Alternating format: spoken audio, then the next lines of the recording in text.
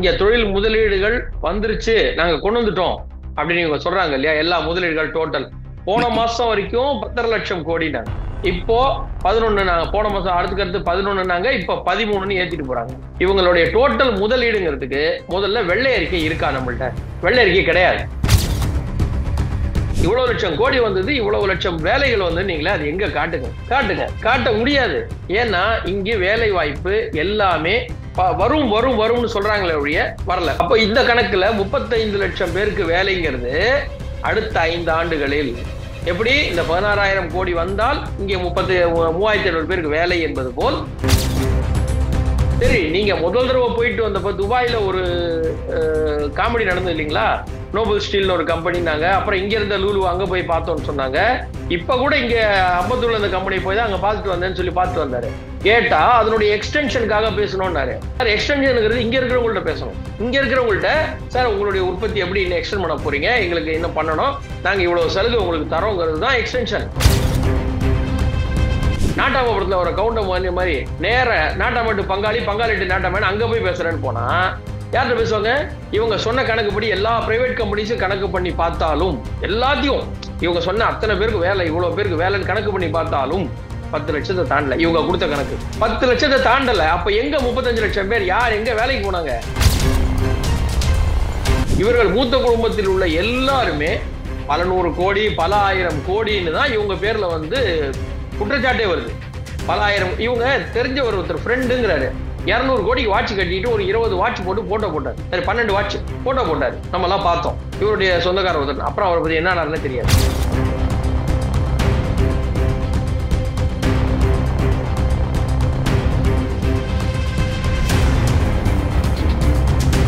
Real one நேயர்களுக்கு வணக்கம். இன்று நம்மளுடைய நேர்காணலுக்கு அரசியல் விமர்சகரான திரு கார்த்திகேயன் சாமி அவர்கள் நினைச்சிருக்காங்க. சார் வணக்கம். வணக்கம் சார். எப்படி இருக்கீங்க? நல்லா இருக்கும் சார். Okay sir.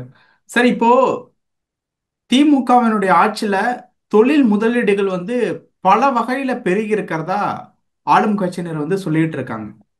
இன்னைக்கு விஜய் அவர்கள் பேசின ஒரு பேச்சு, அதாவது வெளிநாடு முதலீடா இல்ல வெளிநாட்டுல உங்க குடும்பத்தினருக்கு முதலீடா அப்படிங்கிற ஒரு கேள்வியை வந்து கேட்டிருக்காங்க. அதே நேரத்துல நம்மளுடைய தொழில்துறை அமைச்சரா இருக்கக்கூடிய டிஆர்பி ராஜா அவர்கள் வந்து ஒரு விஷயம் வந்து சொல்லியிருக்காங்க. கிட்டத்தட்ட இந்த 4 ஆண்டுகள்ல 11.25 லட்சம் கோடி முதலீடு இறங்கியிருக்கு. இதுல 35 லட்சம் பேருக்கு வந்து வேலை வாய்ப்புகள் கிடைச்சிருக்கு அப்படிங்கிற மாதிரி ஒரு புள்ளி விவரத்தை வந்து சொல்லியிருக்காங்க. விஜய் அவர்கள் இப்படி சொன்னதுக்கும் தொழில்துறை அமைச்சர் அவர்கள் ஒரு புள்ளி விவரத்தை பத்தி பேசினது உண்டான விஷயத்தை பத்தி நீங்க என்ன நினைக்கிறீங்க? சார், விஜய் வந்து ரொம்ப கரெக்டா சொல்லியிருக்காரு அப்படின்னு தான் பார்க்கணும். ஏன்னா இங்க தொழில் முதலீடுகள் வந்துருச்சு, நாங்க கொண்டு வந்துட்டோம் அப்படின்னு இவங்க சொல்றாங்க இல்லையா? எல்லா முதலீடுகள் டோட்டல் போன மாசம் வரைக்கும் 10,500,000 கோடினாங்க. இப்போ 11 நாங்க போன மாசம் அடுத்துக்கடுத்து 11 நாங்க இப்ப 13ன்னு ஏத்திட்டு போறாங்க. இவங்களுடைய டோட்டல் முதலீடுங்கிறதுக்கு முதல்ல வெள்ளை அறிக்கை இருக்கா நம்மள்ட்ட? வெள்ளை அறிக்கை கிடையாது. முதல்வரே ஒரு இடத்துல சொல்லியிருக்காரு, வெள்ளை அறிக்கை கொடுக்கறதுங்கிறது அது வந்து மரபு கிடையாது, அது தர வேண்டிய அவசியம் இல்லை அப்படின்னு அவரே சொல்றாரு. ஆனா அதிமுக ஆட்சி காலத்துல அவரு வெள்ளை அறிக்கை கேட்டார், நீங்க வெளிநாடு போறீங்க வெள்ளை அறிக்கை கொடுங்க. சரி, இப்ப இவங்களுடைய முதலீடுகள் பார்ப்போமே. இவங்க சொல்லக்கூடியது முதலீடுகள் எங்களுக்கு இத்தனை லட்சம் கோடி. முதல்ல 3 லட்சம் கோடி நாங்க வந்த 2 வருஷத்துல. அடுத்தது அந்த 2024ல ஒரு மீட்டிங் ஒண்ணு போட்டாங்க, ஜிம்ஸ் இண்டஸ்ட்ரியல் மீட்டிங் ஒண்ணு இன்வெஸ்ட்மெண்ட்டுக்காக. அதுல ஒரே இதுல வந்து 6 லட்சம் கோடின்னு வந்திருந்தாங்க. அதற்கு அடுத்தது டோட்டலா 4 வருஷத்துல வந்தது 10 லட்சம் கோடின்னாங்க. அதற்கு முன்னாடி இருந்த விளம்பரங்கள் கடந்த 3 வருடத்தில் 6 லட்சம் கோடினாங்க. இப்போ ஒரு தெளிவு நமக்கு என்ன வேணும்னா, வருஷத்துக்கு இவ்வளவு வந்ததா, மொத்தமா இவ்வளவு வந்ததா, இல்ல நீங்க ஒரு மீட்டிங்ல இவ்வளவு வாங்கிட்டு மத்த இவ்வளவு வாங்கினீங்களா? ஏன்னா இவங்க சொல்ற கணக்கு வச்சு பார்க்கும்போது 14-15 லட்சம் கோடி வந்திருக்கணும். விட்டு விட்டா இவங்க கொடுத்த கணக்கெல்லாம் எடுத்தா. சரி, இப்ப விஜய் அவர் கேட்கறது வந்து சரியா, இவ்வளவு லட்சம் கோடி வந்தது, இவ்வளவு லட்சம் வேலைகள் வந்து நீங்களே அது எங்க காட்டுங்க? காட்டுங்க. காட்ட முடியாது. ஏன்னா இங்கே வேலை வாய்ப்பு எல்லாமே வரும் வரும் வரும்னு சொல்றாங்களே ஒழிய வரல. ஒரே உதாரணத்தோட நான் சொல்றேன். வின்ஃபாஸ்ட்னு ஒரு கம்பெனி ஒண்ணு சொன்னாங்க, அது தொடங்கி வச்சாங்க. ஜூலை கடைசியில ஆகஸ்ட் முதல் வாரத்துல அதோட உற்பத்தி தொடங்கும்னு சொன்னாங்க.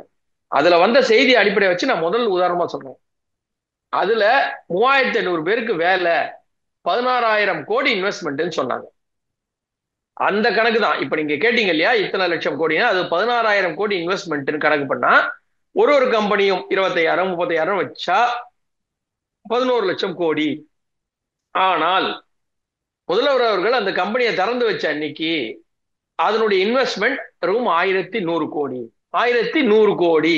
மீதி 15,000 கோடி எப்ப வரும்? அவங்களே தெளிவா சொல்றாங்க, திஸ் இஸ் கியூமுலேட்டிவ் இன்வெஸ்ட்மெண்ட். அடுத்தடுத்த நிலைகள், கம்பெனி நல்லா வியாபாரம் நடந்தா, உற்பத்தி நல்லா வந்தா, அதுக்கப்புறம் தான் நாங்க இன்னொரு 2,000 இன்னொரு 1,000 போடுவோம்.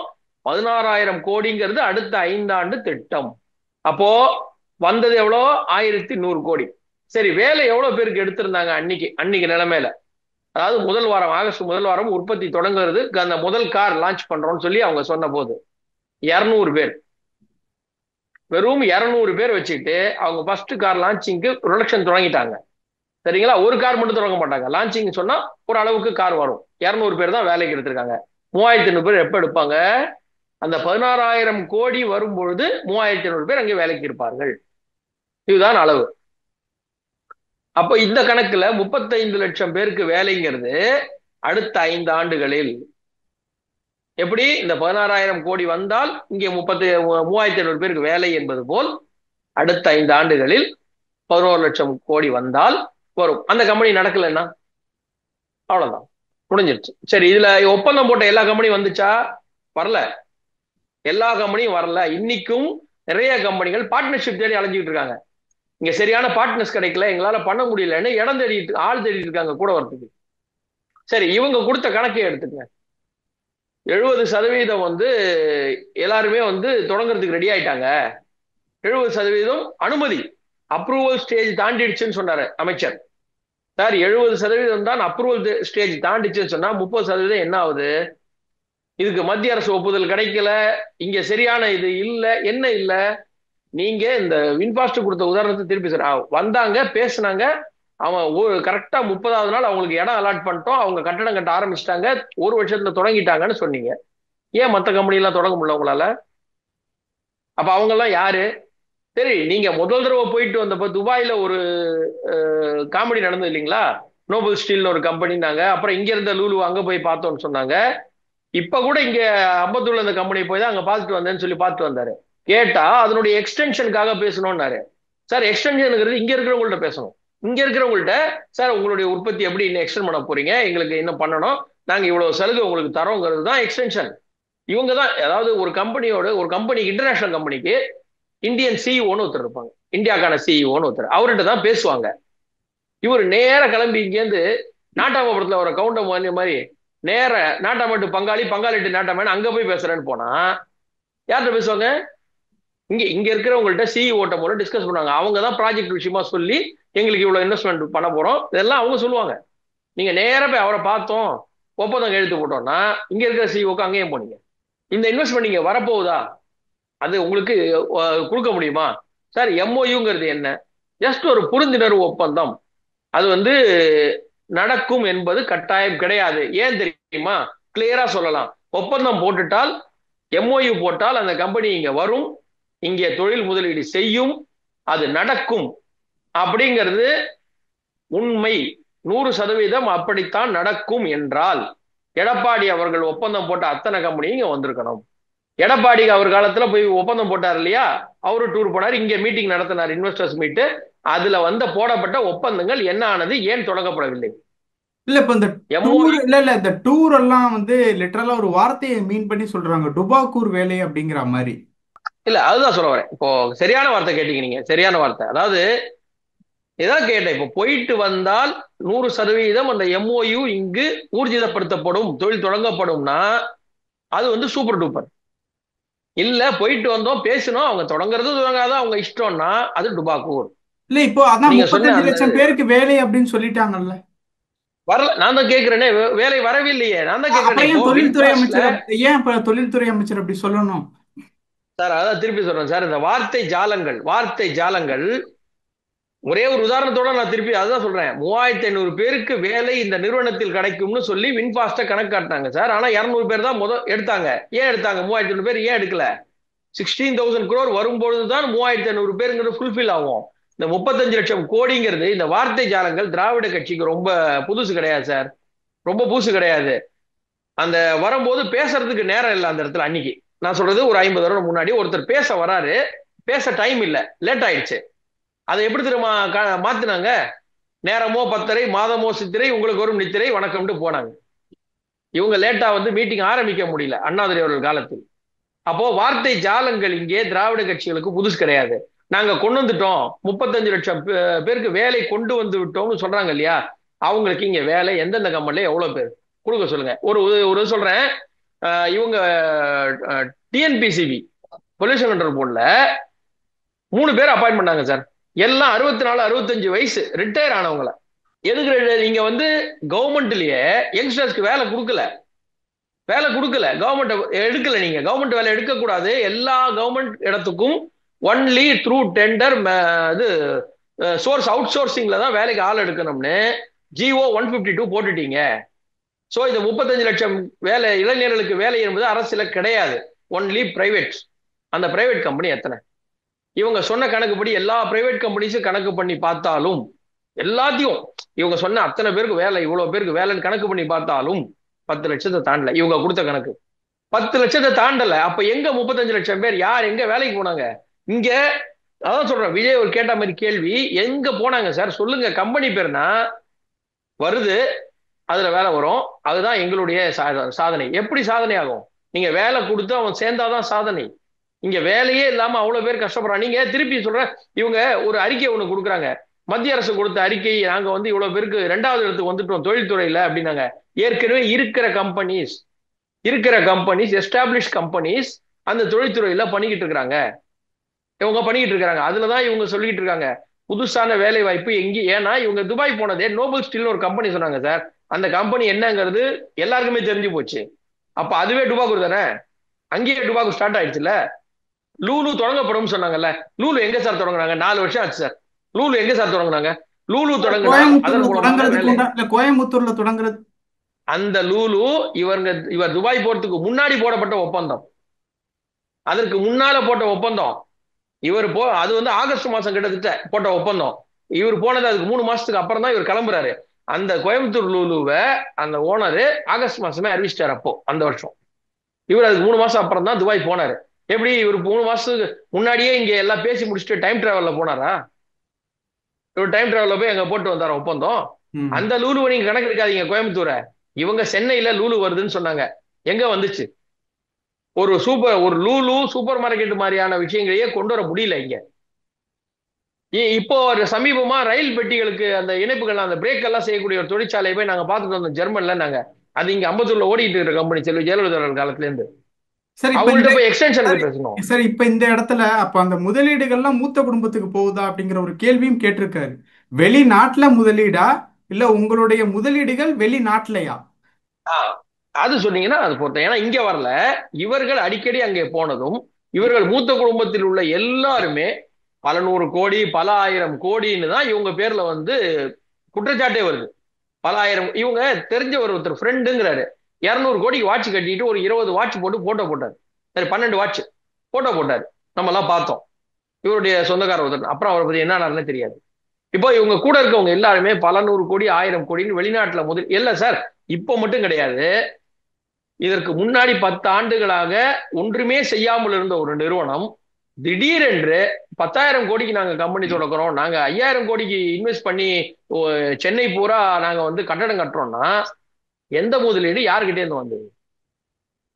விண்வெளித்துறையில ஒண்ணுமே தெரியாது ஒரு கம்பெனி ஆரம்பிச்சுட்டாங்கன்னு உடனே அதுக்கு வந்து இவங்க விண்வெளித்துறைக்கு நாங்க ஆதரவு தரோம், நாங்க இவ்வளவு 1000 கோடி அது கொடுக்க போறோம். நாங்க எந்த கம்பெனி கொடுத்தாங்க? இவங்களுடைய வீட்டு கம்பெனிக்கு. அப்ப அந்த வீட்டு கம்பெனி எவ்வளவு முதலீடு பண்ணும் விண்வெளியில? ஏது அந்த காசு? அவர் கேட்கறது சரிதானே. முதலீடுகள் பல 1000 கோடி உங்களுக்கு ஏது? இத்தனை 1000 கோடி அதுல இன்வெஸ்ட் பண்றதுக்கு உங்களுக்கு ஏது? விண்வெளித்துறைக்கு பண்ணணும்னு நீங்க சொன்ன மானியம், அந்த அந்த அமௌண்ட்டே 10,000 கோடிக்கு சொன்னீங்க. அதுல டோட்டல் பண்ணணும்னா 26,000 கோடிக்கு வேணும். ஏது காசு? முதலீடு இவங்க குடும்ப முதலீடு தானே வருது. அந்த ஓனர் இவங்க வீட்டு ஆளு தானே. அப்புறம் எப்படி இவங்களுக்கு பண்ண முடியும்? சொல்ல கேட்காம இருப்பாங்க. இவங்க பண்ற காசு வந்து வெளிநாடு போனாங்க சார். இன்றைக்கும் இங்க வீடு கட்டுற ஒரு கம்பெனி வச்சிருக்காங்க. 6 மாசம் 3 மாசம் வெளிநாட்டுல சுத்திட்டு இருக்காங்க. அப்ப எதுக்கு போறீங்க நீங்க? முதலீடுகள் எல்லாமே எதுக்கு போறீங்க வெளிநாட்டுல? வெளிநாட்டுல அத்தனை இடங்களிலும் உங்களுக்கு கம்பெனிகள் இருக்கு, சொந்தக்காரங்க இருக்காங்க, போறீங்க, எல்லாத்தையும் பண்ணிட்டு வரீங்க. இங்க வந்துட்டு நாங்க பேசிட்டோம் பண்ணிட்டோம்ன்றீங்க. எந்த காசை அங்க கருப்பை வெள்ளையாக்கி இங்க கொண்டு வரீங்க நீங்க? அப்போ இங்க எதுவுமே வரல, ஆனா வந்துருச்சு. நாங்க போனோம், பேசணும், எல்லாம் பண்ணிட்டோம், அவ்வளவுதான். இதுக்கு கணக்கு சொல்ல முடியாது. இப்ப சந்தேகம் வருமா வராதா? மக்கள் கேள்வி கேட்பாங்களா இல்ல? இது எல்லாத்தையுமே இப்ப ஆரம்பிச்சு வச்சிருக்கிறது வந்து விஜயினுடைய பேச்சு. விஜய்க்கு ஏதாவது ஆபத்து இருக்குமா இந்த பேச்சுக்கு அப்புறம்? இல்ல சார், அதாவது இதெல்லாம் ஆரம்பித்தவர் திரு அண்ணாமலை அவர்கள்.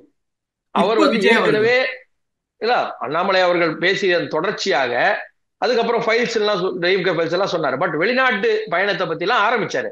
நிறைய பேசுறாங்க தொடர்ச்சியா எல்லாருமே. இப்போ நீங்க சொன்ன மாதிரி விஜய் ஆரம்பிச்சிருக்காரு. விஜய்க்கு ஆபத்துங்கிறதுலாம் கிடையாது சார். அதாவது அரசியல்ல வந்து அவர் பேசும்பொழுது ஆபத்து அப்படின்லாம் சொல்ல முடியாது. ஏன்னா பொதுவெளியில இருக்காங்க. எது நடந்தாலும் எதிரணியில் இருப்பவர்கள் மேலதான் வருங்கிறது அவங்களுக்கு நல்லாவே தெரியும். நல்லாவே தெரியும். அது வந்து உணர்ந்தவர்கள். ஒரு உதாரணத்தோடு சொல்றேன். காஞ்சி மடாதிபதி அவர்கள் கைது செய்யப்பட்ட போது ஒரு சமீபத்தில் ஒரு செய்தியில படிச்சதுனால சொன்னேன். அது ஒரு உதாரணமா இருக்கும். அவர் சிறையில் இருந்த காலத்தில் இங்கே தலைவராக இருந்த கலைஞர் அவர்கள், திமுக தலைவர் வந்து பேசி அவருக்கு பாதுகாப்பு கொடுங்க, என்ன வேணுமோ செய்யுங்க, பாத்துக்குங்க பத்திரமா. அவர் வந்து பாத்துக்குங்க பத்திரமா. அப்ப அவர் ஆட்சியில இல்ல, நெருங்கின அதிகாரிகள் கிட்ட பாத்துக்குங்க, ஏதாவது நடந்தால் அவருக்கு எதிர் சித்தாந்தம் உள்ள எங்க மேலதான் பிரச்சனை வரும், எங்க மேலதான் பழி வரும் அப்படின்னு சொல்லியிருக்காரு. அதுக்கே பயந்தவங்க. இப்ப விஜய் வந்து இவ்வளவு பாப்புலரான ஒரு ஆளு, இத்தனை லட்சம் இளைஞர்களை ஃபாலோவர்ஸா வச்சிருக்காரு. நீங்க அவரை குறைச்சிலாம் மதிப்பிட முடியாது. 10% ஓட்டு கையில வச்சிருக்காரு அவர். எப்படி இருந்தாலும் கூட்டம் தான் அவரெல்லாம் ஓட்டா இவங்க வந்து பண்ண மாறாதுன்னு முடியாது. சொல்லிட்டாங்களே. அவருடைய ஃபேன் பேஸுங்கிறத நான் சொல்லவே இல்லை சார். 8 கோடி பேர்ல அவரை வந்து நான் அதான் 10% ஓட்டுன்னு சொன்னேன். 10% ஓட்டு கூட்டம் எல்லாம் ஓட்டா மாறாது, ரைட்டு.